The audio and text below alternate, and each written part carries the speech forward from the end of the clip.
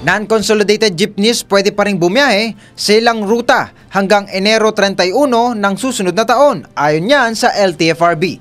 Narito ang newscoop ni Laika Cuevas.